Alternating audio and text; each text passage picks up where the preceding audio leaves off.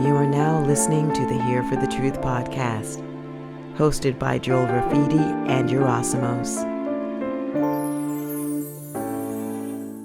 Yo, what's up, everybody? Welcome back to Here for the Truth. I'm Joel Rafidi. I got my co-host Yerasimos in the house as always. I still need a new intro because I say that every single time, but old habits die hard. And here we are, episode 119. And this could be one of the most pivotal, important conversations we've had on this podcast. We've had many, but this one, it definitely shines bright for sure. We have Simon Esler, who is a filmmaker and a director, and he's created this incredible film called Cut, Daughters of the West, really diving deep into these concepts of fifth generational warfare, gender ideology, gender dysphoria, the rise in transgenderism, et cetera, et cetera, et cetera. And we cover a lot of bases here in this conversation. So we really hope you enjoy it. Just before we get into that, the only thing I really want to highlight here is that all our episodes can be found at hereforontruth.com. That's where all the visual component of our episodes are for those listening who want to, dive a bit deeper. We have a comment section there as well, so you can comment and engage in a dialogue around these episodes and these discussions. And that's also where you can discover the link for our private membership community, Friends of the Truth, where our members come together. These are like-minded, rational, grounded truth seekers, engaging in awesome conversations around how to best uplift themselves and their families. And we jump on 3 calls a month. We bring on podcast guests. We bring on teachers to do live teachings, live presentations, and we have a lot of fun. And it's a good time. So you're going to get some knowledge and have a bit of reprieve. Then check out Friends of the Truth at friendsofthetruth.co or via hereforontruth.com. Thank you so much for your support. Thank you for listening. Thank you for engaging. We really, really, really appreciate it. And please enjoy this conversation. All right, everybody. Welcome back to the Here for the Truth podcast. As always, another amazing guest. We have Simon Esler in the house. Simon Esler fights for free thought with every tool he has. After building a free-thinking 14,000-member think tank on Facebook, Simon was censored across social media for challenging official narratives. In response, he pivoted his focus to providing content to freedom-oriented streaming platforms, refining his skills as a researcher, content creator, and filmmaker within private communities. After almost half a decade of writing, shooting, and editing, original content focused on modern warfare from a psychological, cultural, and spiritual perspective, Simon decided to release his first independent project for the public at large, Cut, Daughters of the West. Now combining all his skills and passions, Simon is on a mission to win the ongoing war against free thought and human liberty. His extensive portfolio of content, ranging from in-depth documentaries to science fiction comedies, can all be found at his website, simonesler.com.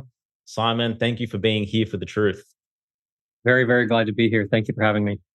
It's our absolute pleasure, man. You're doing very interesting and important work. There's no doubt about that. One way we always like to kick off these podcasts is we'd like to uncover a little bit about your own personal hero's journey and some of the major rites of passage that really, I guess, primed you to do this work. So could you give us like a brief background of like those main catalyzing moments that really transformed who you are, I guess? Yeah, actually, my journey, although this is no longer where I'm really studying and researching, I was pulled into ufology and that whole space initially because I had a lot of early experiences when I was young, seeing different things in the sky and having very intense, vivid dreams. There was one moment in particular that has always stood out for me. When I was about 11 years old, I was laying in the snow up in Muskoka, which is north of Toronto, where I am. And I was watching the sky. I was just stargazing by myself, and a giant purple spiral opened up in the sky and just rotated in the sky for like maybe 30 minutes. Wow. So at the time, like it was very opening, like it opened me up a lot. And I didn't have any theories or assumptions about it. It was just something beautiful that I took in and I kind of left.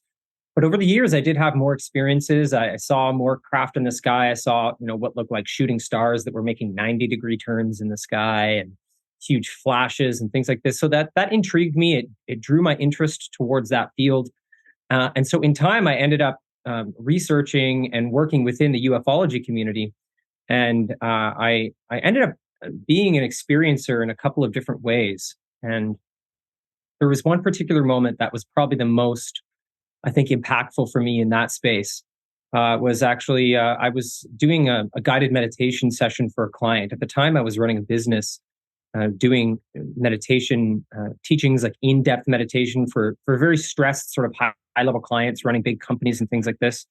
And I was actually in the bedroom of this client doing a really deep guided meditation practice. And one of the techniques I was using at the time, it had to do with gazing very softly into my own body, and availing myself to a kind of openness, to a kind of emptiness.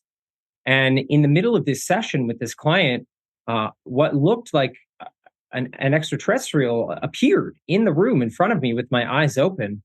And it was just a very soft, gentle moment, almost like we'd sort of accidentally stumbled across each other. And it was just a very beautiful, natural moment. And then it was over. There wasn't like it wasn't like someone was reaching out to contact me. It was more like streams of consciousness had sort of crossed each other. And that really stuck with me. That the feeling of that moment in my body really imprinted itself upon me. So I spent years deeply researching ufology in that space, and I ended up presenting at a few different conferences, ufology conferences over the years. And eventually, I ended up pivoting away from that. And it's funny you should mention rites of passage, because that specific topic became a passion of mine. I ended up becoming ordained as what's called a metaphysical minister. Here in Ontario, there's a place called the Bancroft Center for Awakening Spiritual Growth, and they are recognized legally as a church here. And it's quite strict being able to become a legal minister here in Ontario. And so that was the path that I went. And part of my training to get to that point was studying as a life cycle celebrant. So I became certified as a life cycle celebrant. And this had to do with studying the history of rites of passage, of ceremony, of ritual, and being able to create custom ceremonies for people based on their own personal journey. And so I spent years doing that, doing wedding ceremonies that were created just for the couple that I was working with. And I would build rituals out of their story and their history. So I spent some years doing that while I was acting also as a personal support worker for people on the autistic spectrum. I ended up using a lot of my mindfulness and ritual-based training to help autistic people in the community. And while I was doing that, I was also working as an actor doing comedy theater in Toronto. I'm still doing that, actually. And so it just, for me, it's been about having this really wide range of different careers and experiences. And what's happened now is I've sort of taken all of that and brought it into my professional content creation career. And so that's why I have, if you go to my site, I have so many different kinds of things going on. Is because for me, I have to bring all those different aspects of myself to my work. It was something that I realized during the lockdowns that when they first enacted the lockdowns here in Toronto, it destroyed the theater community, the industry itself. And I lost my access to doing comedy theater and character-based comedy. And so I made this 60-minute comedy special for Rise TV, literally out of an act of survival to bring that part of myself back out and to try to process what was going on through comedy. And after all the lockdowns sort of hit the economy here, all my other work disappeared. So I wasn't able to do the theater for years. I wasn't able to do the personal support work anymore. And I had to actually focus my entire career into content creation. And so that's why I spent years working for these platforms and selling content. And now with my new film, Cut, this is the first thing that I am releasing publicly, independently, and putting that into the world after having been behind these streaming platforms for some years. So I guess that's like a compacted version of my journey. Yeah, man, that's incredible, and so much diversity in the journey, and then all of it culminates into bringing the boon back home into, I guess, what is your primary passion now, which is amazing. Could you, before we get deep into it, could you provide our audience with a brief history of Cut, what it's about, and just give them an overview so we can dive into the main matter of it? So the way I ended up making Cut was because the project I'd been working on that before was this 6-part docuseries on the war on the family. And it was exploring the occulted war on the family in comparison to the family as a superorganism. I really wanted to explore this idea of the traditional family unit as a superorganism that was designed to gather human wisdom and knowledge, to maintain its integrity, and to cast it as far into the future generations as possible. Because I felt like, from what I had learned from the War in the Family, we need a response to it that is about uplifting our ideal of what the family is, because that seems to be what's under attack. And in my study of the War on the Family, I ended up looking at it broken down into operations, the operations that were focused on attacking the mother, the operations attacking the father, and the operations attacking the children. And when I was really researching what was impacting children, I ended up coming up against gender ideology, that the harms of gender ideology seemed to be very, very clear to me. And that looked very much like a warfare operation to me. So I ended up researching that very deeply, but I ended up with a lot more research than I could fit into that docuseries, and really ended up realizing that this ideology is impacting girls way, way more than it is impacting boys. And we have this explosion of girls identifying as transgender.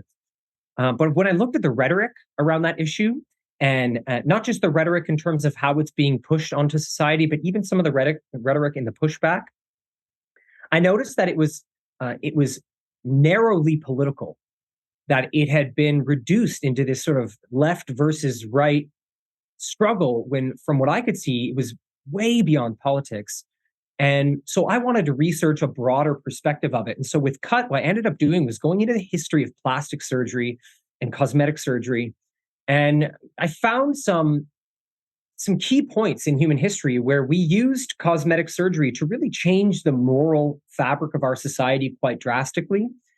And what I ended up discovering was that right before this explosion of girls identifying as transgender, there was this massive increase in girls getting labiaplasties, which is cosmetic genital surgery. And it seemed very relevant to me that there were cultural norms that ended up producing all these girls seeking body modification based on this idea that they need to overcome their physical bodies to be who they are, and that wasn't inserted with an overtly political ideology like gender ideology. That was something that came from these cultural norms that we had built up over generations and accepted since the inception of cosmetic surgery. So CUT begins in that place. It shows people some of those larger cultural norms, and then it gets into the explosion in gender ideology in girls and how that may have come from those cultural norms.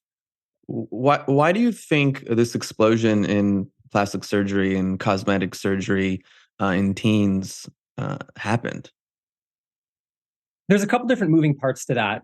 While on the one hand, there is a media influence. So you have celebrities who are overtly showing off that they get plastic surgery. A lot of them will talk about this. They'll just show up looking completely different.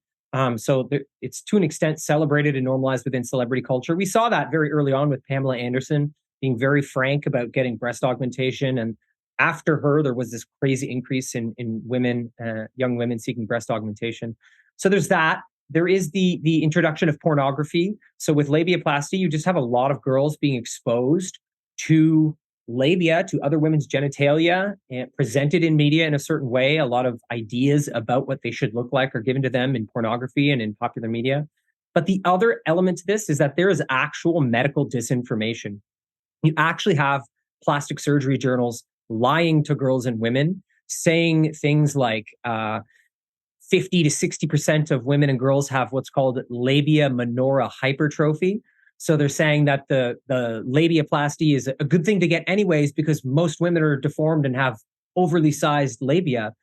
So they're actually overtly lying to the girls. So even if a girl is coerced by media, when she turns to the medical industry, they are disinforming her as well. And it seems to be that, that to me is a much more powerful form of deception than just the media. And I think that's one of the main reasons that a lot more girls and women are getting it. Yeah, I think that's what the challenge is you have people who don't really know much about some of these subjects. They get influenced by media, and then they go to the so-called experts that are ideologically captured as well. And then they go along with it. And then before you know it, 10, 15 years down the road, and we have this epidemic of things that are occurring in that nature.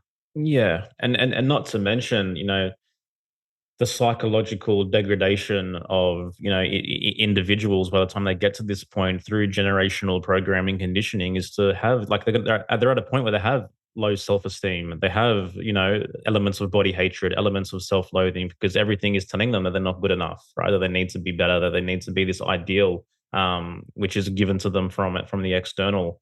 So yeah, there's a lot of factors that go into this, which I think really culminated in this, exploding in the way that it did. Yeah, the social media element, I think, is a particularly potent accelerator of all this. Mm. As I explore in my film, the impact of social media on girls is very particular, very unique to girls. It's not at all the way it affects boys. And girls, they rely on their social cluster in different ways than boys do to develop their identities. Girls are much more likely to turn their stress against themselves, which is, I think, one of the reasons that we seem to be seeing this decline in mental health in girls is directly because of social media.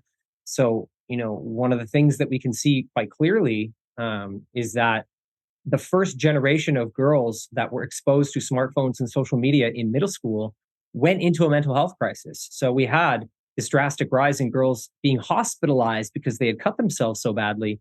And so we're looking at social media creating this mental health crisis when girls were already getting plastic surgery in rising numbers. And then you introduce gender ideology, and you really have like an incredible amount of pressure being put on girls when it is already difficult for girls to develop themselves into women in our society. That has always been difficult. I would say that as a culture, we have always struggled with the arrival of female fertility. It's always been an issue for our culture. And so, with social media, like a girl's development of self, when she's seeing women on social media who are always have filters, right? They're always looking very, very dolled up. Yeah.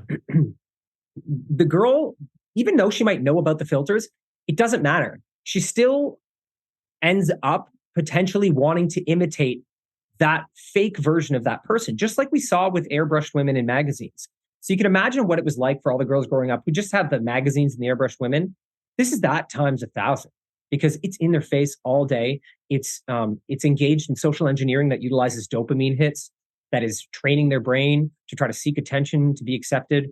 And so when you put that in place, and then you put gender ideology into it, where if a girl transitions, she's going to get all this attention on social media, that's a very, very difficult series of factors to be up against. What is gender ideology? Yeah. Well, this is the belief essentially that gender is only a social construct and that it is not really related to biology. This is where things have ended up. This is why there is a struggle, for example, to define woman. It's this big hot topic from Matt Walsh's film that they can't define a woman. And, a lot of the pushback is saying that's just an offensive question. But the reason it's poignant is because gender ideology relies on this idea that everything in our society in terms of men and women is just socially constructed. And so we have the freedom to construct it differently. And gender ideology posits this notion that you can essentially be born in the wrong body, that you might be a boy trapped in a girl's body or a girl trapped in a boy's body. This is a radical left-wing theory that, frankly, is not very well supported by science. And it's become very muddled lately because gender ideology has expanded from just dealing with things like gender dysphoria, which is a clinically acknowledged mental illness, into saying that you can just be gender incongruent. And WPATH, which is really the organization that is pushing the gender ideology-based medical model onto the world, they, in 2010, put out a statement saying that we need to stop the psychopathologization of gender incongruence, basically saying that you need to tone down how much you are diagnosing people with gender ideology and just say they're gender incongruent and let them get the double mastectomy, let them get the hysterectomy or the testosterone injections, and don't even make it about getting the mental health diagnosis of gender dysphoria specifically. What were the seeds and the roots of this ideology like coming into prominence? Like it seems to me like it's, I don't know, it's hard to define, it's hard to grasp. Like who believes this and why? Well, it comes from the whole social justice model. So, a lot of it is just, it has its roots in that. That's why it has crossover with the idea that we are surrounded with white supremacy, with the idea that, we have to uplift all the most oppressed groups and deconstruct our entire society and rebuild it from the ground up. There's just, frankly, there's a lot of communist themes that come through in gender ideology, and it overlaps perfectly with the communism that comes through things like critical race theory. All of these are coming from a social justice model of society. I even recently saw a researcher here in Canada. She's proposing that childhood innocence is a social construct, and that we need to get rid of this idea of childhood innocence, that it's just a weapon being wielded by the right, and that it uplifts white supremacy to say that childhood innocence exists. This series of theories, it's very, very, I guess it's so left brain. It's such an overly left hemisphere way of looking at the world, because everything becomes compartmentalized and analytical. You end up in these labyrinths, and none of it has to do with embodiment, with being embodied in the world, with using a right brain perspective that looks at things in a holistic way, that put things into a context in a more holistic way, because that's really what our right hemisphere does. Whereas the left hemisphere, it's all about looking at things as deconstructed, things in parts. That's actually, interestingly enough, the left hemisphere, its job in terms of assessing our body is looking at our body in terms of parts. So when we think of our body as parts of like hand, heart, ears, eyes, that is your left hemisphere observing and experiencing your body. Whereas the right hemisphere is experiencing the body as holistic and as this embodied sense of self, this holistic thing that you live in and that is you. You're doing that with your right hemisphere. So I'd say that these theories, these social justice theories, they're aggressively left-brained. And so it becomes very imbalanced. And you can see why, in training children's minds to this, why they would end up believing, oh, well, if I just switch this body part for another body part, I can have a new identity. And it's literally encouraging them to only use half of their brain in a way, in the way that they see their body and experience themselves. Yeah. It seems as though it's a destruction of objectivity as well. And it's as though they're trying to grant themselves permission to render these individuals, including the destruction of children, innocence. They're trying to give themselves permission to what am I trying to say here? It's like almost as if any element of protection or security or safety of the child is now a far right wing kind of element, and they want to give themselves permission to kind of distort the way the child thinks, the way the child evolves, the way the child grows, and anyone that resists that, so to speak, is kind of now on in a kind of like a far right container. They have really done that pretty effectively, quite frankly. This war on innocence is like a major factor in all of this. Yep. And so, when I look at the war on innocence, I look at it very broadly, because that is, in a great sense, the war on children, but it's also the war on innocence in terms of adults being in touch with their innocence, being in touch with their inner child. Most adults are traumatized to disassociate with their innocence, so that's how they function as adults. And so what that creates is a lot of adults who are so normalized in their trauma that they actually can't even see the trauma that's being enacted on children. They are blind to the innocence of children because they're blind to it in themselves. And I think that has to do with a lot of the parents who are participating in this, who are willfully having their children's bodies permanently modified when the child cannot possibly consent to that permanent change. I think you're dealing with a lot of traumatized adults. And I think from what I found when I was doing research on the war on the family, this war on innocence, in my opinion, it has to do with our ability to take the knowledge from our past, like knowledge and traditions that have been gathered from the humanity's past, and to blend it with the present and to turn it into new knowledge that is modified for the present and takes what we need from the past and then cast that into the future generations. I don't believe we can do that without innocence, because to my understanding, innocence is the space in which we do that. Innocence is the space where we can bring things in and look at them with newness and awe and wonder. And so we can see what from the past is relevant and working and what needs to be thrown out. And so that, to me, it has a very practical purpose within the human being. And when we cannot transform old knowledge and make it new and relevant and then send it into the future generations, we can't survive as a species. And we end up being very at the whims of social engineering, of what is coming from the government and the media, because we don't have those lines of knowledge grounding us as a humanity. So we end up needing to be directed by government and media. And so to me, this is a big part of it. This is a tactical kind of warfare to disrupt our ability to properly orient ourselves as a species. Yeah. Mm. And sorry. No, you go, man. Not to mention, like, innocence and vulnerability is the breeding ground of connection and intimacy, you know? So you destroy innocence, and what you have is a society that's very, they think they're building connection. They're not. They're building defensiveness. They're building skepticism. They're blurring the lines. They think that, oh yeah, it's collective. We're all coming together. You know, we can all do and be whatever we want to be. But no, you're destroying the human ability to connect and to be intimate and actually be together and to be a real, true, healthy, flourishing community. Yeah, absolutely. You mentioned the term warfare, and I've heard you talk about fifth generation warfare. Can you speak on that a little bit? Yeah, so this is a modern kind of warfare.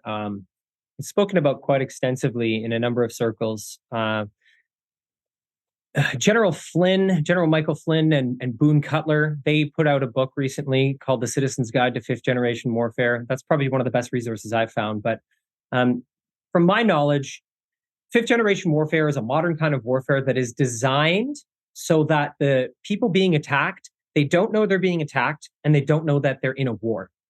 It is essentially designed to blend into the sociocultural landscape in which we live. And it functions using chaos and ambiguity. And so when you have a lot of chaos and ambiguity, that is the modern sort of fog of war. And we see this a lot. Like when you get into the weeds of gender ideology and the studies and the science, it gets very, very murky. It's hard to assess what is going on. That's on purpose. It's meant to be ambiguous and chaotic because that is actually a tactic in this modern form of warfare. And so when we're talking about fifth generation warfare, we are talking about this kind of warfare that is often psychological. There's a lot of psychological operations involved in it. But the way that it's really unique is that it's psychological operations that are designed to look like your everyday life. And, you know, people need situational awareness. We need to become aware of the war that we're in. And I think that's why it's important to comprehend this modern kind of warfare and to be able to recognize the signs of it. And so I would say that gender ideology is a really good example of that. When you look at a psychological operation, it is designed to modify the perceptions and the cognition of target audiences. And it's meant to modify them to the extent that they then change their behavior based on the new outlook they've been given. And if we look at what has happened with young girls here, it's a great example. They have been conditioned through gender ideology being inserted into the schools, into social media, into celebrity culture. It has modified their worldview, and suddenly they are performing these new behaviors. They're demanding that they be called different names. They get new pronouns. They want surgery. They want testosterone. These are the signs of a psychological operation. And so to me, the warfare perspective is helpful because it helps you cut through all those political narratives and just recognize what's really going on. Because in my experience, fifth generation warfare, it doesn't really matter if it's coming from the left or the right. Whichever wing is useful to the operation will be used. Yeah. Yeah. Particularly, I think when it's been such a slow burn where this transition hasn't happened overnight. It's happened over the course of generations. So it becomes very, very difficult to discern and to determine. And again, we mentioned this particular interview a lot, but it's reminiscent of the great interview between G. Edward Griffin and Yuri Bezmenov. I don't know if you've seen it, where he discusses, ideological subversion. And we're just seeing it before our very, very, very eyes, but most people are simply blind to it. Yeah. And part of the communist playbook too goes along with what you were saying, is like, let's confuse the population and create chaos. It just seems like that's par for the course. Yeah, the Yuri Bezmenov interview is really, really it's super relevant to what's going on right now, especially because he speaks overtly about using at least 3 generations to create this third generation that is so ideologically subverted. He says they can't even be told that black is black and white is white. And we see that a lot with a lot of the more extreme trans activists. especially the medical activists who want to transition children. There isn't any ability to reason with them. And, when we look at the older notion of someone being a victim of war, someone who's a fallen soldier, or someone who's been captured in war, this is the modern version of that, right? These are people who have been captured by a form of warfare. They are casualties of war in a sense. Their minds are casualties of war that they could not possibly defend themselves against because they're a product of 2 generations at least before them. And I think, number one, that's important because we need to have a certain amount of compassion. In the left and right wing rhetoric, there's just a lot of dehumanization. You have a lot of the time on the right, it's like, people are libtards, or left wing, or leftism is a mental illness, or these people are demonic. I see a lot of that rhetoric online, and that misses what's really going on here because these people are victims of warfare.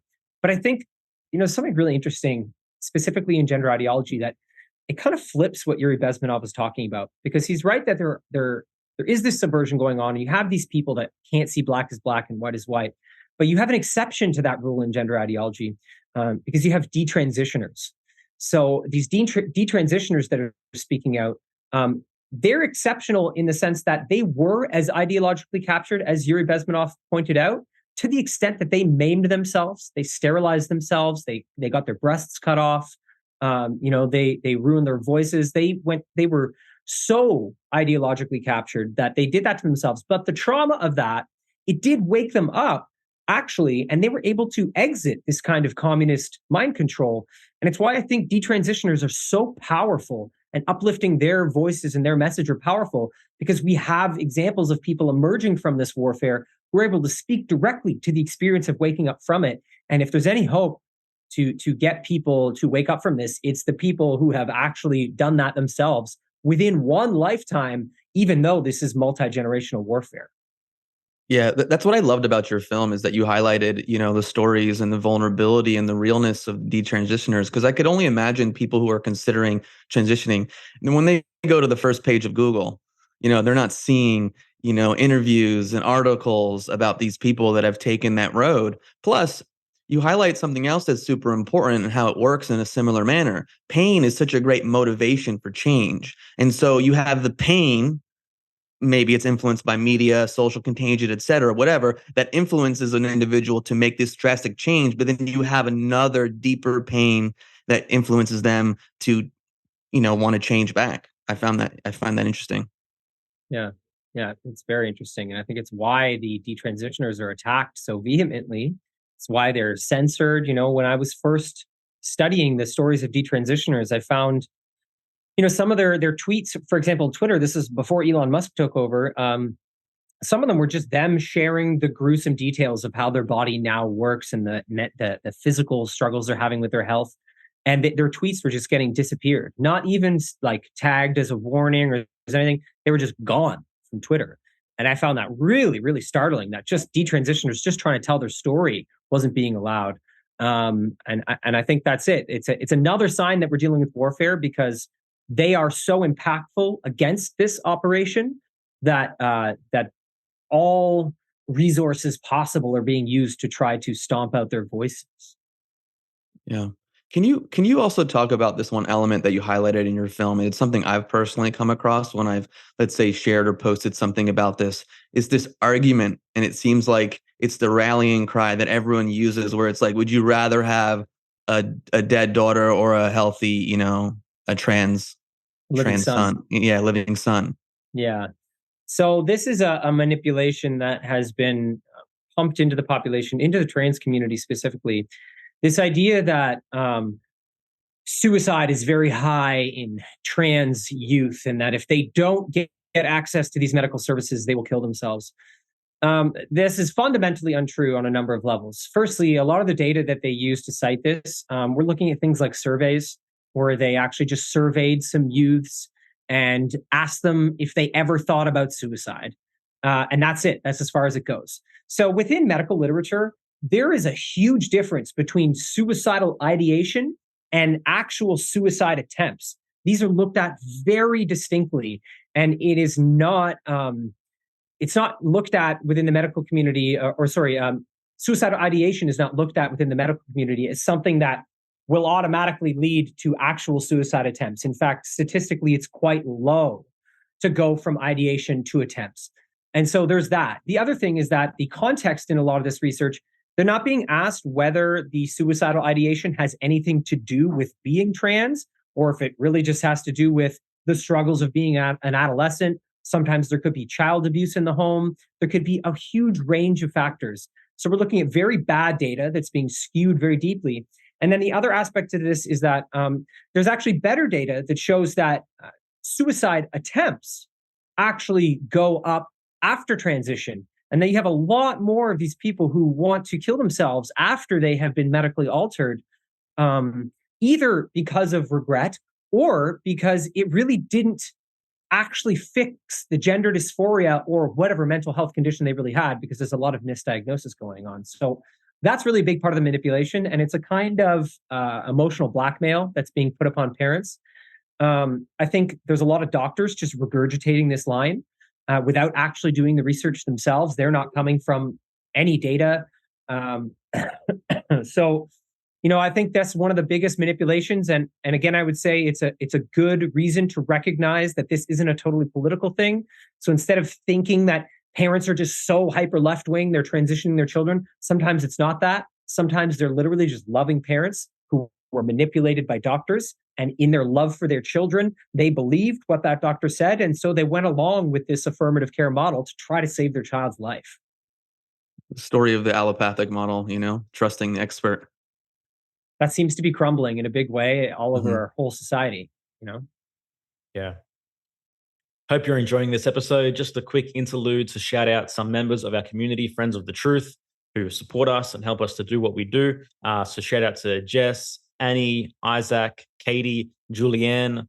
Guys, thank you so much for the support. We love what we're building over there. It's a lot of fun. And for anyone listening that wants to dive a bit deeper and check out our community, go to friendsofthetruth.co and you can learn more and join there.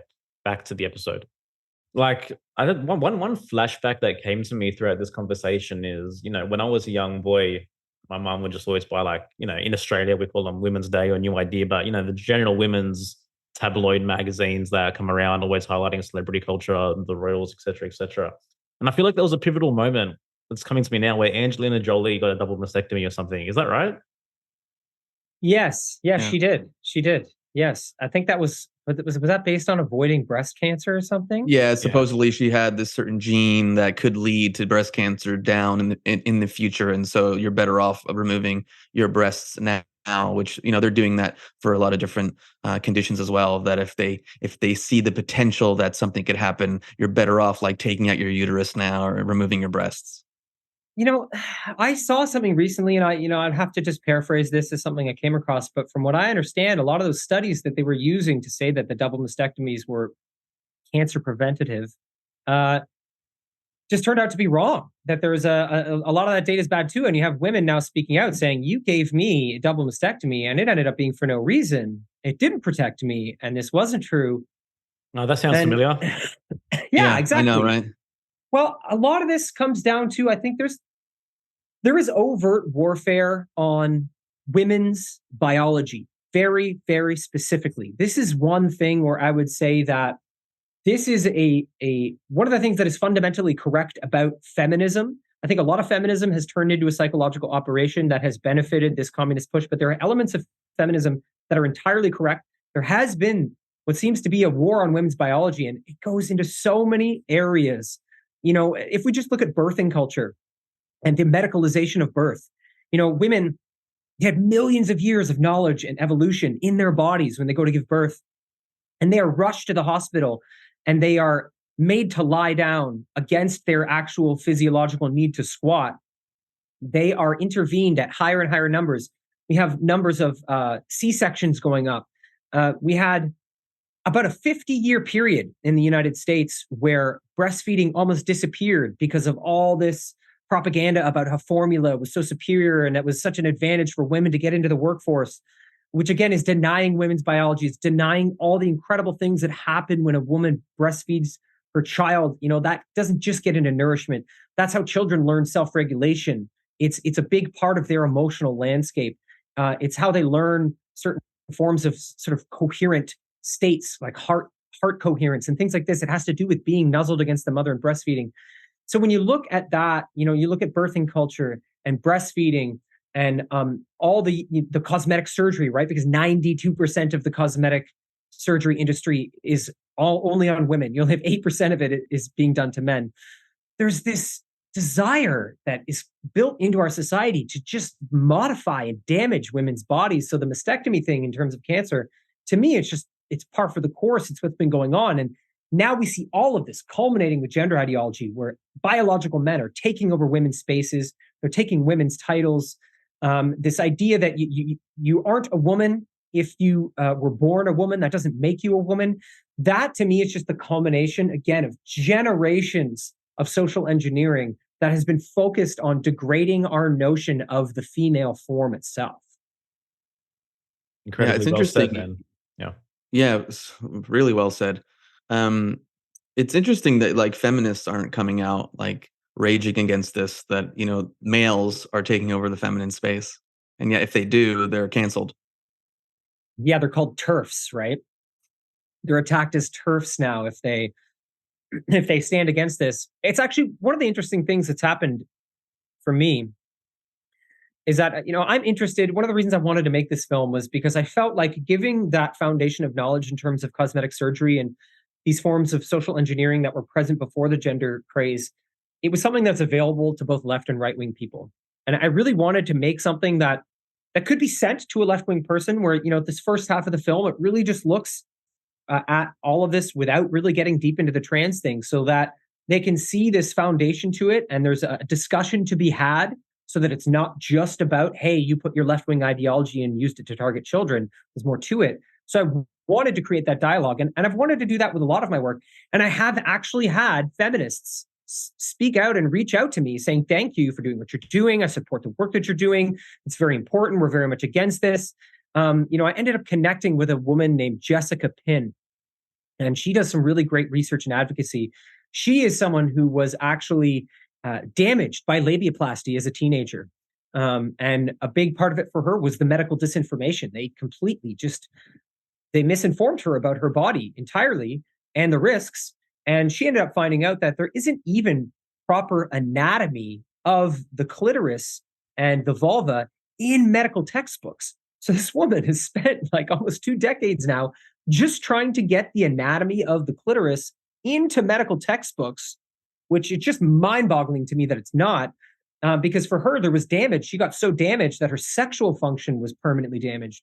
So she's been fighting against all this labiaplasty propaganda. And someone ended up sharing my documentary with her on Twitter, and I ended up connecting to her work and her whole fight against this. Now, this is someone who has been entirely embraced by the left, embraced by feminism. She's been on The Daily Show. I think she's been published by the New York Times. You have a lot of large left-wing media entities that have embraced her work and put it forward. And so it's very interesting to me because it represents kind of like what I'm looking to do is this cross-pollination of left and right wing, and to let people understand that this is a battle that supersedes politics. And so, it's been cool seeing her work. And she recently actually got attacked by the trans community for just pointing out female anatomy. Essentially, someone did an art piece and it was all these vulvas, and she knew which ones were and were not actual female vulvas because this is what she has studied her whole life. And then she got attacked because basically the ones she was able to identify that weren't proper anatomy were actually trans people who had had the surgery. And so she got attacked for allegedly attacking trans people. And she's been in a whole struggle with that. But very interesting to see that this is something that is really happening. The left and the right are, as far as I can tell, coming together, because that's been happening to me. Yeah. Yeah, I agree, man. And I think what you're doing is super important, because you have to find a way to bridge. Like there can't just be this polarization and this divide and conquering that's going on. And, I have friends that I guess would identify a little bit more as liberals, and yet, they definitely aren't cool with what's going on in this regards, with gender ideology and children transitioning, et cetera. And it seems like you have a small percentage of the population that is controlling this narrative, and those people that let's say maybe share views on this, they're not they're not speaking out. Maybe they'll email you or they'll message you, thanks for your work, I love that you're doing it, but then why aren't you talking out about it? Yeah. And so we need more voices that are willing to risk being canceled beyond the left-right thing. Sure, maybe you identify as a left, but if you sense that something is wrong, and I think this like middle group, this whatever, excuse me on that. You're good. Oh, my phone was ringing. They just don't speak out. Yeah. There's this pressure not to say anything to avoid being canceled, and I think it's been interesting watching that happen in general, even just throughout the whole COVID struggle. What it really took for some people to finally speak out, how bad it has to get to an extent. I guess this is sort of part of the human awakening. There needs to be kind of like really, really extreme warfare to wake the human population up, because I can't imagine humanity waking up in the way that humanity is now waking up. I can't imagine it happening without this wild attack on us. It seems to be the catalyst we needed. So I guess for some people, it does need to go very, very far before they're willing to do that. My goal is to really to try to create more dialogue, try to create more spaces where both sides can discuss. And I think this is one of the things that's talked about in terms of fifth generation warfare. There is this capacity when the media and the political spectrum is compromised to make a minority seem like a majority, and then to gaslight the majority into believing that they are the minority. And this has been a very effective tactic. I think we've seen this in a lot of ways beyond gender ideology. And so I think it's really good for people to recognize that we are the majority. I think the majority of people are against this, but you have a media machine and a compromised political spectrum that makes it seem otherwise. You have compromised medical and academic institutions that make it seem otherwise. You have this sort of academic elite that, they push some of these narratives on us. And, when you look at, journals like Scientific American, they have an article on, it's supposed to be like the be all end all of the affirmative model, how medically sound the affirmative model is. It's very interesting. I looked at this and I looked at all the sources they have in it. It looks very professional on the surface because there's a lot of citations. There's like 40 citations in the article. But then when you go and look at it, all the citations are specifically American institutions, which is extremely relevant when we look at this on the world stage, because you have pushback against the gender affirmative model coming from the UK, coming from Norway, coming from Sweden, coming from Finland. All those nations are diverting from the core of the affirmative model, which is this idea that we need to de-psychopathologize gender incongruence and just give them the medical care without even diagnosing them mentally. They don't need gender dysphoria. Just give it to them. These nations are pushing back against that. And so it becomes a very good example of information warfare when you go and look at Scientific American and how they're keeping people in this information bubble, even though you could cite a wide range of institutions around the world that say otherwise. One of my questions, which you kind of, brought to the surface a little bit, was like, how big of an issue actually is this? Because one thing that I'm observing also is that it's like the conservatives seem to be giving this more publicity than anyone else. Like I scroll through a Twitter feed, like all I'm reading now every single day is like transgender, drag, dancing at school, etc., etc., etc. And I'm like, to what extent, I guess conservatives just maintaining and propelling this narrative to a point beyond what the actual problem is as well? And to what degree have they just identified with the war against this, where it's consumed their entire psyche, and it's actually, giving fuel to this dysfunction to some degree? I think that the use of politics within a theater of fifth generation warfare is probably not what most people believe it is. From what I've seen, a lot of the right-wing media, their take is, if you just become more conservative, then you'll help save these children, and that it is conservatism itself that will save them. So the more we get people to become conservatives, the more children we'll save. And I'd say that's misleading, because they often use the fake notion that all left-wing people support this, which, as we know, is just not true. There's lots of left-wing people speaking out against this. They're suppressed in their own way, but you can find it if you look for it. So they're misleading people in the same way that the left-wing media is saying all people who are against this are conservatives.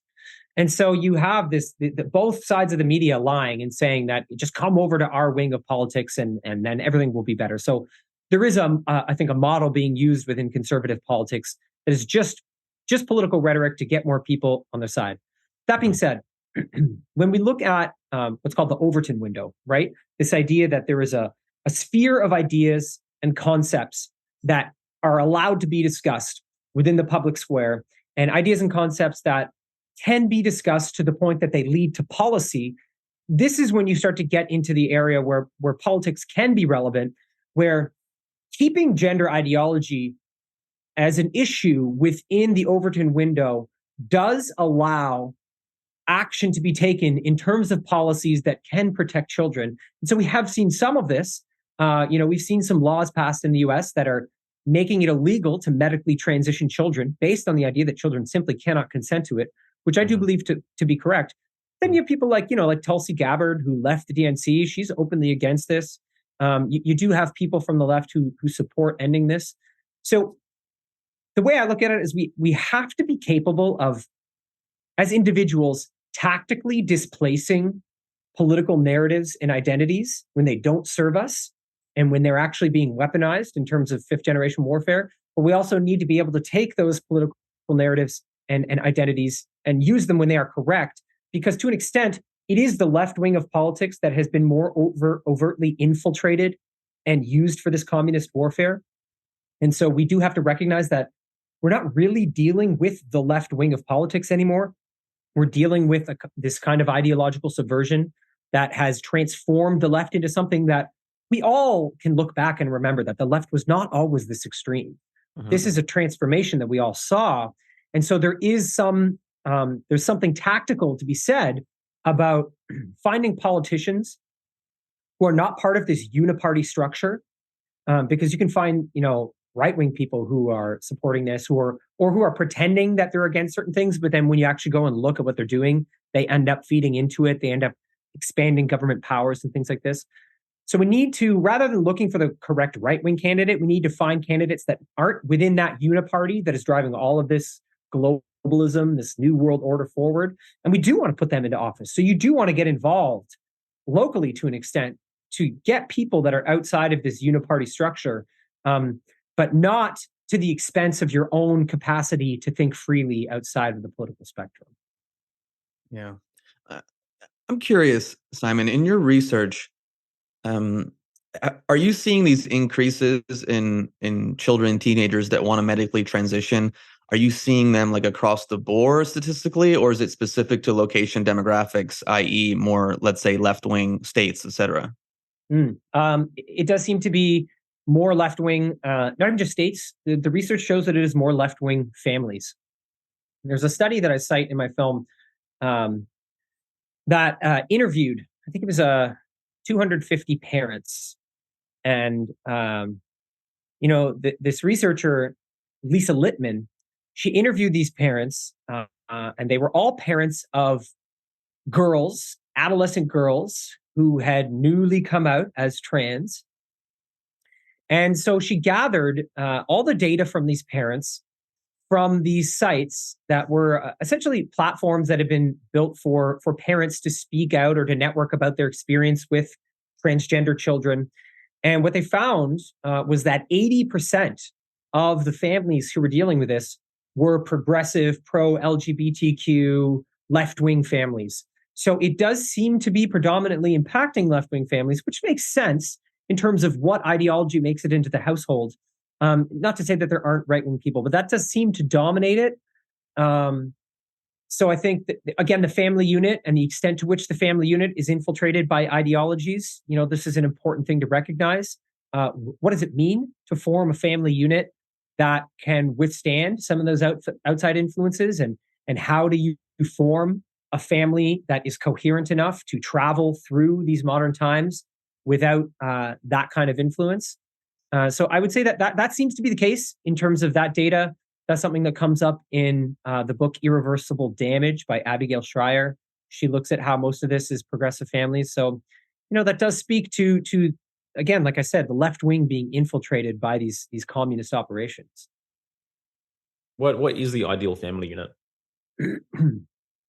Well, the way that I wanted to look at the ideal of the family was based on this traditional notion of the man, the woman, and the child, only because I wanted to see what was there in terms of the science uh, and the psychology. And I wanted to look at ideals more as a compass, because I think there's this strange notion in our society that, and I think a lot of social justice ideology has been uh, responsible for this. Instead of seeing ideals as a compass that just guides us in a non-judgmental way, it's like a collective focus to give us direction, as opposed to a system of judgment that excludes and shames people that fall outside of that ideal. My understanding of ideals has been very much as a compass. And when I looked into what uniquely happens when a man and a woman have a child, what is really going on there, and why is this ideal, I found some really, really beautiful science, like what I call the science of devotion. So, for example, when a man is present with the woman that he is impregnated and devoted, so when I say devoted, I mean he is physically present to the extent that his body is impacted by her body. A pregnant woman has a kind of biofield she emits. And if a man is devoted to that woman and present enough, her body actually starts to physically reprogram the man's body and alters his chemical makeup. One of the studies they've done here is to show that men who are present with their pregnant partners like this, they have a rise in what's called prolactin. And they found these incredible revelations in their research that men who had this rise in prolactin caused by the pregnant woman's body changed the man's body, so that once his child was born, his body was more receptive to his child's cries. And so literally the relationship between the father and the child is being formed by the mother's body, so that after the child is born, they have a deeper connection. And the men in these studies, they had no idea that their bodies were being changed this deeply. They were unaware of it, and it was shown to them after. And another one of the studies that I looked into was what happens to a man when he holds his newborn child for the first time. And what they found was that the man's testosterone temporarily dropped by 33% and changed the emotional landscape of that man to create a moment of deeper bonding between him and his child. So we have these actual scientific discoveries that show that there's a unique series of cascading events that occur when a man and a woman create a child together. And one of the other things I found was that women who are pregnant with child, the actual DNA, the cells of that child, that developing child, they cross the placental wall. They go throughout the woman's body into the woman's tissues, into her organ tissues. And what they found was that there was a study on women having heart attacks and like heart problems, pregnant women. And they found this crazy statistic that 50% of these women were completely healing. Their hearts were completely healing in something like 2 weeks, and they couldn't figure it out. And when they looked deeper, they found that it was the cells of their child that had actually gone to the woman's heart and repaired her heart within a 2-week time span. And so there is also the child's body is devoted to protecting the mother's body as it develops. So there is beautiful, beautiful science on family devotion, on the devotion that is built into the family unit. And so to me, those are unique events that really do only occur when it's a man and a woman. And so that is not to exclude other forms of family. It's only to recognize what is here and to try to uplift ideals that guide us as a civilization without being judgmental and exclusive to others who are exploring different forms of family. I love your passion, man. Yeah, it's very exciting to me. I mean, I got into this because I had a child on the way, and I wanted to look into the science of fatherhood, because I was so used to the media saying fathers are all buffoons and they don't know what they're doing, and they're just like dummies who can't handle children. This is constantly in our media. That was when I was studying the warfare on fathers. That was what I came across, and so that was the focus of my docuseries Superorganism. It was like, what exists? What do we already know that kind of looks at the family as a superorganism? So to me, that's a very interesting way to push back against this warfare, because here in Canada, in the schools, gender ideology has infiltrated to the extent that the new curricula that's in schools, that has been in schools for some time in Canada, is asking teachers not to use the term mother and father anymore. They're removing those words from the classroom based on this idea that it's exclusionary and harmful or detrimental to children who don't come from that style of family. And so you actually have the removal of the concept of the mother and father. What happens when a generation is raised 8 hours a day, 5 days a week in spaces where the father and the mother don't exist as concepts? We're looking at something very damaging. So that's why my pushback is to say, hey, wait a minute, what do we already know about how beautiful this ideal is? And let's just look at it from a point of beauty. Yeah. Yeah. Can we dive down that a little bit deeper? What did you discover in terms of, the key factors in the war against fatherhood? And I mean, how any fathers that might be listening can, begin to step deeper into, what's organic? I think that the relevance of fathers, the deep bond that fathers play and the role they actually have is very important. A lot of even the science leaned more towards just the mother being the primary connection and the father not really being that relevant.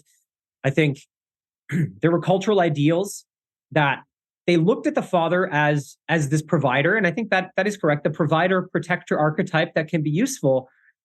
But in a modern sense, that got taken to an extreme where a lot of fathers used it to justify being absent and just, I have to work for my family. I have to work nonstop to provide. And in doing that, you actually might miss the mother's body reprogramming your body. So trying to find that actual devotion, this is an opportunity for something automatic to occur. I mean, it's really kind of cool because you don't have to, you're present with it, but it's just going to change your body. It's going to change you. And then you get those evolutionary benefits as a father. There was a book that where I found the majority of this data. Is called Why Fathers Matter. And this whole book is based on this. It's based on looking at the history of families throughout the world and all the science on fatherhood, and really trying to uplift this idea that the father is highly relevant in a biological and in a psychological and in a cultural sense.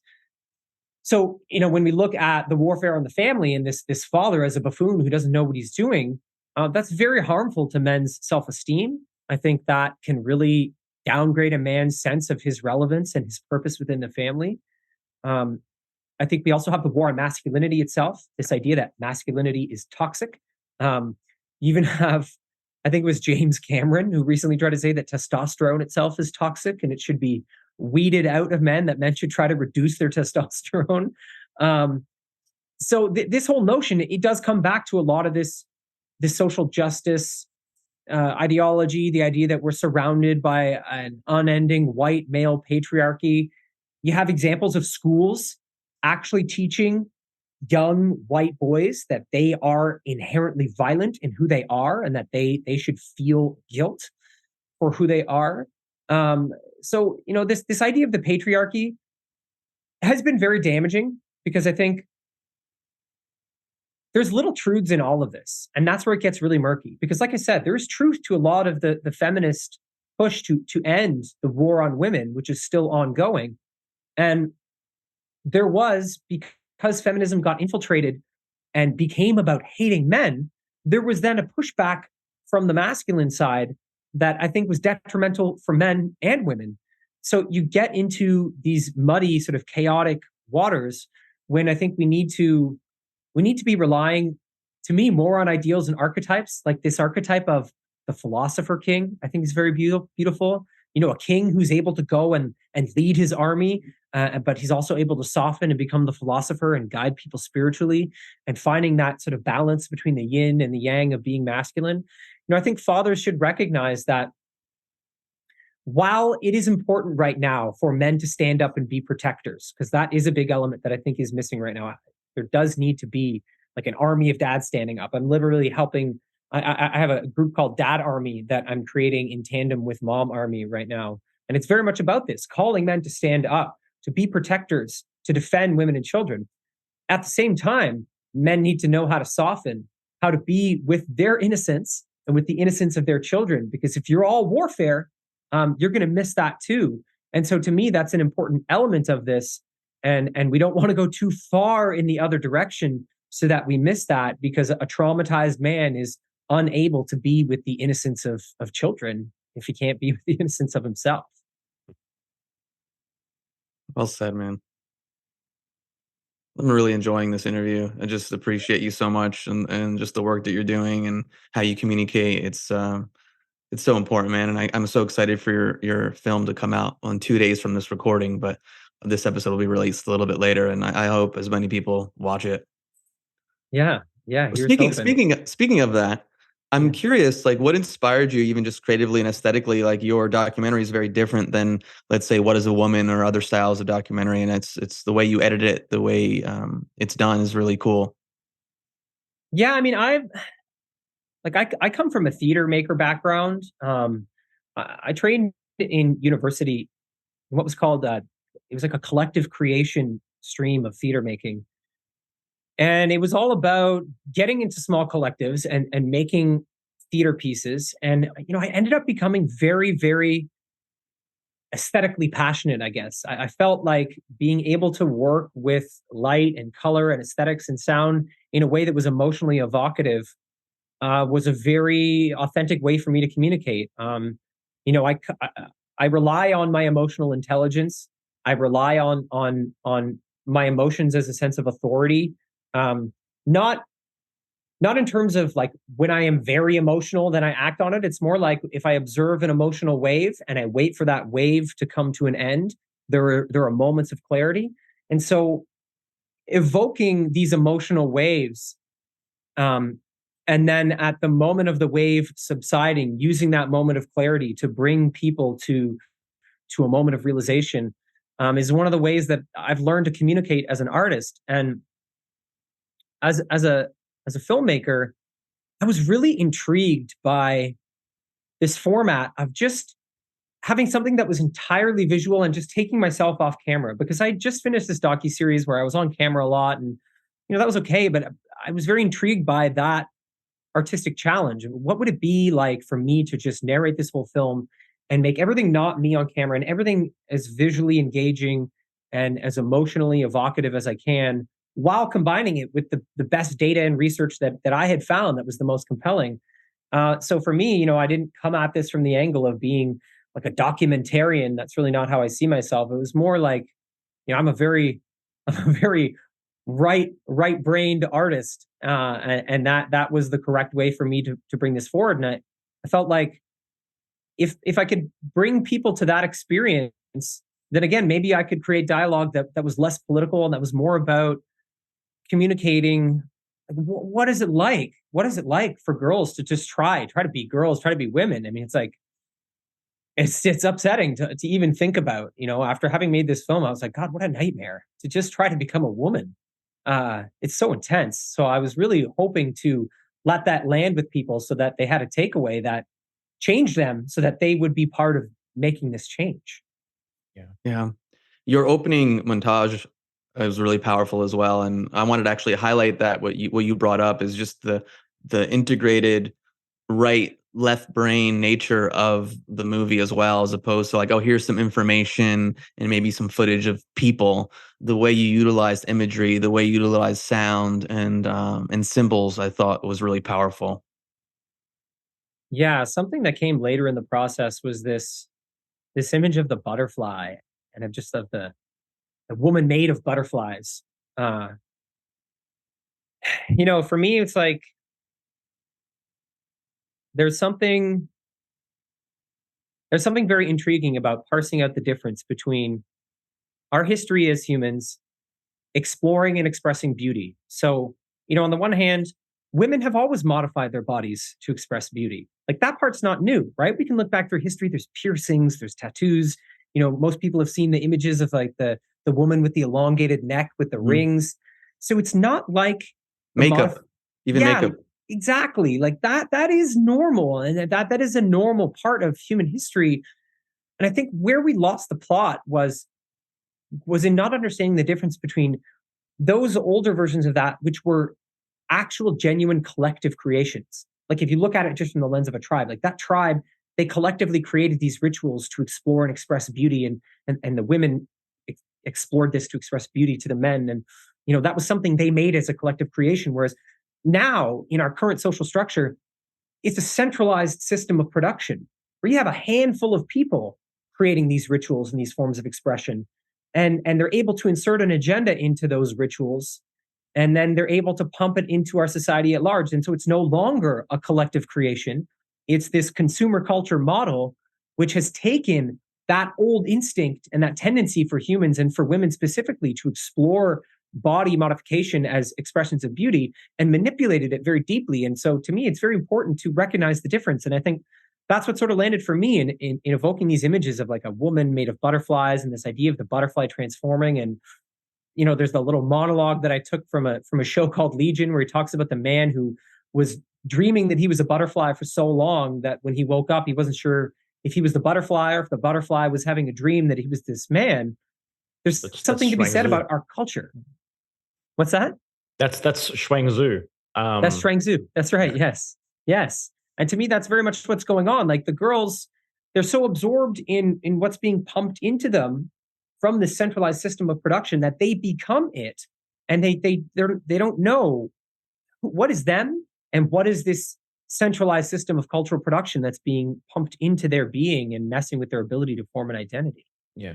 It's so interesting that you named, this film to some degree, the subtitle Daughters of the West. Because I've been living in Latin America now for 3 months, not a long period of time. And I don't know to what degree people would classify this as the West, but this doesn't seem to be an issue here. Girls and women, they're girls and women. They know they're girls and women. They're not trying to be anything else.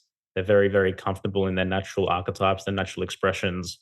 And there just doesn't seem, this warfare isn't taking place here from what I can observe, And it's like we can get so trapped in the bubble of the Western ideology. Yes. I mean, that's part of the information warfare, right? This information bubble that they keep us in. Yeah. There's some documents that I explored in my docuseries Superorganism called the Toronto Protocols, and these are documents that were given to a journalist named Sergei Manas, and he ended up being more popular in sort of conspiracy circles as the journalist who leaked what was called Project Bluebeam. But before that, he was allegedly handed these documents by a French intelligence agent. And the Toronto Protocols are records of what is allegedly 2 meetings that occurred in Toronto in the 60s and in the 80s. And this is a group that calls themselves the 666.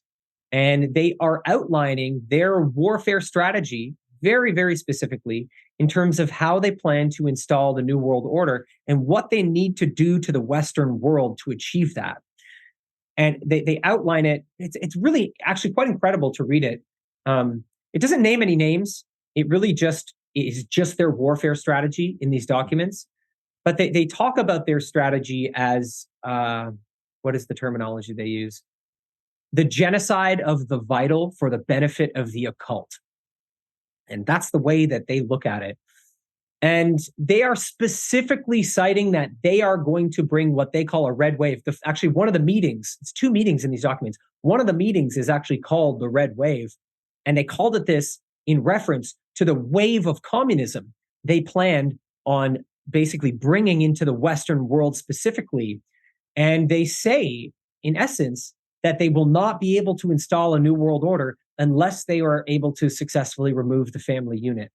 So it seems like, communism is a tool for the installation of this new world order, and that the fall of the Western world to that warfare is crucial in these operations, which is why, you can look at other countries that aren't being saturated by this because it just doesn't serve that warfare strategy, it would seem.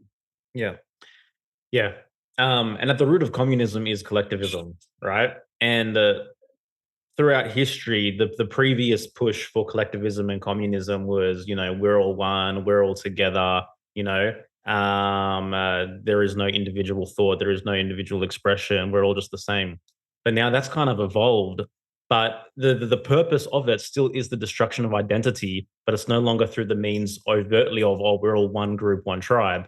Now it's like we're all nothing, we're all nobody. How can you possibly know who you are? There is no real ground to stand on to say that I am an individual. It's still the destruction of the individual, but the warfare and the tactic strategy has changed. Yes, absolutely. It's interesting. I wrote another film called Vague Rules, and actually, people who purchase or rent Cut, one of the bonus features that I've added for people is to be able to screen my other film, Vague Rules. It's a 40-minute film that I wrote and that was edited by Adam Riva, who runs a platform called Wow. Dauntless Dialogue. He's He's coming on May. He's coming on beginning of May. Oh, really? Oh, yeah, Adam's a Yeah. good friend. Oh, he's Yeah. great. Oh, that's good. So Adam edited Vague Rules, and it really looks into the tactic of using vague rules and laws as a communist warfare tactic that creates very specific psychological conditions that direct human behavior in a very unique way. And so when we look at this thing of making identity really vague, everything's really vague, like no one can find really any objectivity. So gender ideology does that very well. But critical race theory even does as well. And in Vague Rules, actually, what it did was it's a film that looks at the use of this specific communist warfare tactic in the implementation of critical race theory, gender ideology, and the COVID response, and sort of how that warfare tactic is woven through all three of those events in the Western world, and how it can be tied to the history of communist China. Because essentially, what happened in communist China was that who the enemy was left intentionally vague. So Mao Zedong didn't really give people a good definition. He just said revolutionaries. Generally speaking, you've got to stop the revolutionaries. So if you have revolutionaries, they need to be executed. And so what he did was initially create this very broad term. And in the structure of power, what happens is that when humans aren't given clear definitions and clear rules and clear laws, there's a bit of a struggle to ascend the hierarchy. And you get this response in people where they want to be the most extreme. They want to take that rule to its extreme because there are no clear boundaries. They figure the only way to be the best is to perform the most extreme version of that. And this is what we found in the history of communist China. Initially, the people that were working for Mao, his army, they had to get permission to execute people. So they would have to capture people, and then the papers would have to go up to Mao Zedong, and then he'd have to say, okay, I will approve the killing of 500 of these people. And then it would trickle down, they would get it. And over time, what ended up happening was that they started begging Mao Zedong for permission to kill indiscriminately without having to go up the ladder, and to just be able to do it themselves. This initially happened on a provincial level, but that actually ended up even trickling down to the level of townships, so that eventually he was like, okay, fine, you have my permission. You can just kill whoever you believe the revolutionaries to be. And so you see this extreme form of human behavior when we're exposed to these kinds of conditions. They just killed so many people. And it was very similar. It's been very similar with the implementation of these other ideologies in the West. COVID was a good example of that, where the rules for what to do and what not to do were very vague and confusing. And so the response was you had a lot of people who became extremists, who were wearing suits and triple masks and were very anxiously trying to be the ones to take the vague rules and the vague laws the furthest, because that's actually a normal human response to those conditions. Oh, interesting. Hmm. Well, we got like 10 minutes left, man. I'm curious, what's next for you? So I do have some material to make a sequel to Cut. I have at least one interview in the bag and a couple of others lined up, because there's some places I want to go a bit further with this. I think having brought people to the point of being open to this being warfare, I think I'd like to take that a little bit further in a sequel. And then, something else that I'm working on is that I really want to, or I'm working on, I should say, a script for a film that is going to use knowledge of fifth generation warfare to look more deeply at the normalization of pedophilia, and the way that even discussion about that has been very, very, very tightly managed, very carefully controlled. And, that's a really good example of the the majority being gaslit into believing they're the minority. This push of normalizing pedophilia, gender ideology has been a part of that, of trying to rename things so that pedophiles are called minor attracted persons. I'm really passionate about making a film that, again, is going to have a broad appeal, that is going to be accessible to more than just maybe people on the right who already agree with me. And part of that comes with educating people about warfare and building a very strong foundation of, okay, here are these forms of warfare. Now, why does this look so much like these known forms of warfare? And to really present those things clearly and put them up against each other, and I don't want to lead people to certainty. I'm more about trying to lead people into an embodied experience, and then asking broader questions and allowing that to land for them. So, that might end up being a collaboration. I have some people who have reached out to collaborate with me on that project. I'm not sure if it's going to be independent or something that I do with some other people, but that's something else that I'm looking at doing. And at some point, I'm going to be getting back into making more comedy content, because I've gotten into a very serious chapter of my life right now, and I am going to be needing to go back in that direction. But I'm not sure what that looks like yet. I'm working with an NFT label. I'm an artist on an NFT label on the XRP ledger. And I actually I released a cut Daughters of the West NFT series, and so for the people who bought that NFT series, they actually got an early screening of Cut in the metaverse.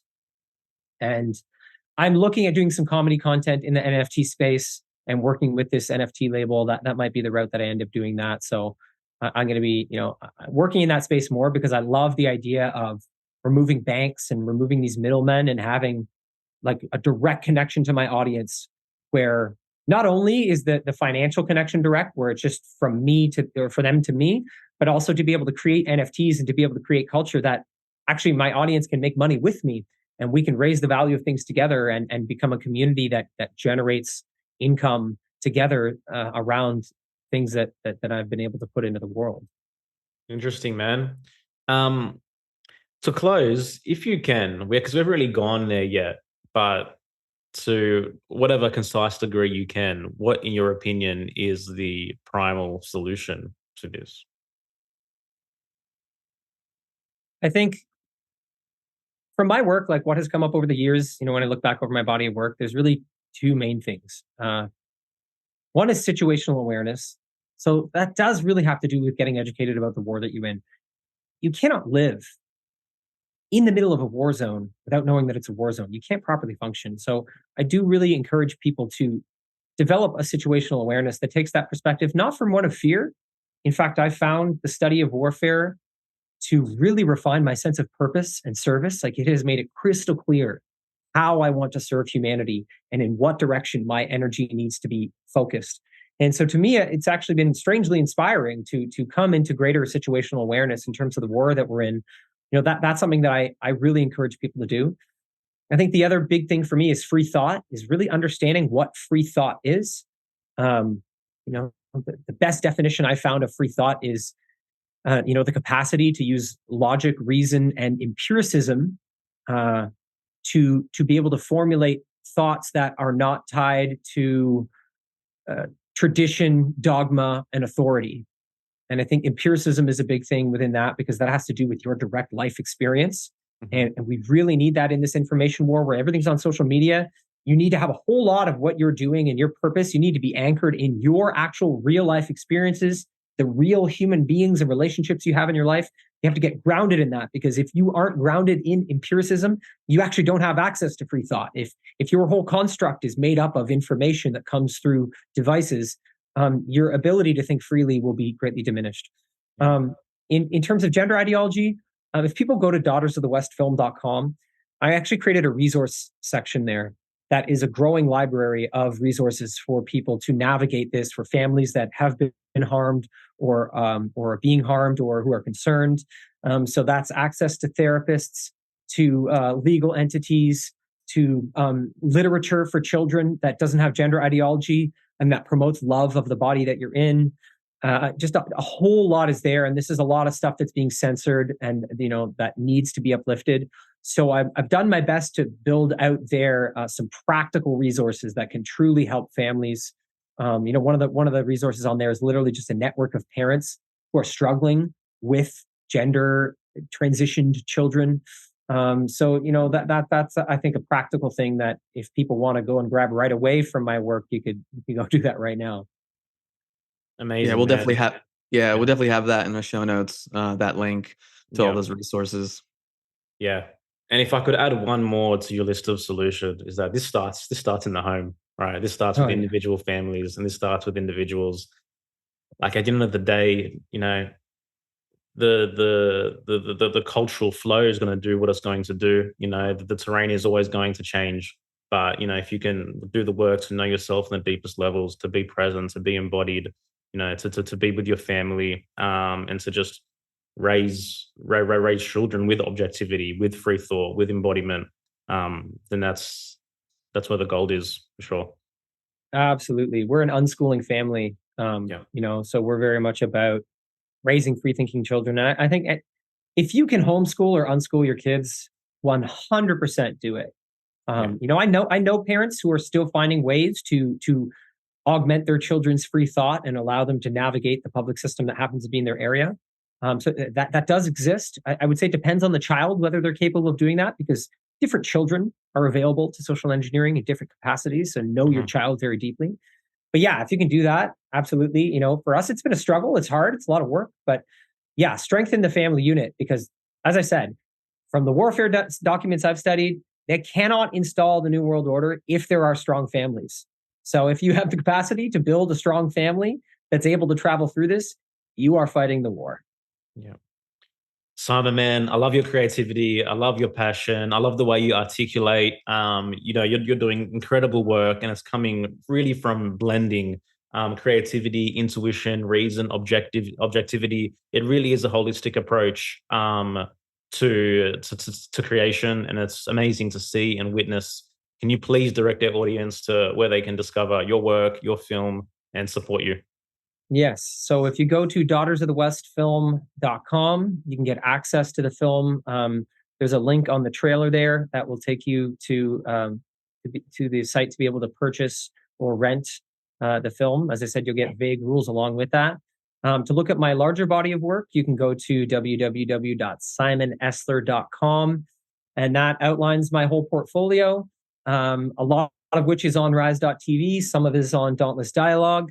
And I'm gonna keep building that out. And there's ways to support me there outside of purchasing my film. There's ways to make donations and to follow my own podcast, which has been on a hiatus, but I'll be rebooting it soon. I have the Finding Free Thought podcast that you can connect to on simonesler.com as well. So yeah, check both those sites out. The more people that purchase this film and support my work, I guess the more films I can make. So if you like my work, let's do it.